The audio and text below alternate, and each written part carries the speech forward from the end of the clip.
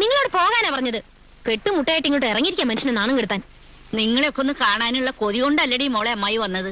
ഓ പിന്നെ ഒരാളുടെ ശല്യം വേണ്ടെന്ന് കരുതി ഇങ്ങോട്ട് പോന്നത്. ഇവിടെ സ്വൈരം തരില്ലെന്ന് വെച്ചാ? ഇവിടെ താമസിക്കുന്നവരെ അന്തസ്സുള്ളവരാ. ഈ കോലത്തിലുള്ള നിങ്ങൾ സുഖേട്ടന്റെ ബന്ധുവാണെന്ന് അറിഞ്ഞാ പിന്നെ സുഖേട്ടൻ ജീവിച്ചിരുന്നിട്ട് കാര്യമില്ല. അതിന് മാത്രം എനിക്ക് എന്താണ് ഒരു കുറവ്? നിന്റെ പ്രായത്തിലെ നിന്നെക്കാ 100 ഇരട്ടി പത്രാസിൽ ജീവിച്ചോളാടി ഞാൻ. നീ എന്റെ അടുത്ത് വലിയ ആളാവണ്ടാട്ടാ. ദേ നിങ്ങളോട് പോകാൻ പറഞ്ഞത്. എടി നിന്റെ ഭർത്താവ് എന്ന് പറയുന്ന പെങ്കോതനുണ്ടല്ലോ, അവൻ ഈ തോളിലിട്ട് വളർത്തിയോളാടി ഞാൻ. അപ്പുറത്ത് ഇപ്പുറത്തുള്ളൊരു കേക്കല്ലേ ഈശ്വര. കേക്കട്ടടി എല്ലാവരും കേക്കട്ടെ. നീ വലിയ അന്തസ്സുകാരിയാണെന്ന് നാട്ടുകാരെ അറിയിട്ടടി. എടി ഒരു കാലത്ത് നീ ഗുണം പിടിക്കില്ലടി.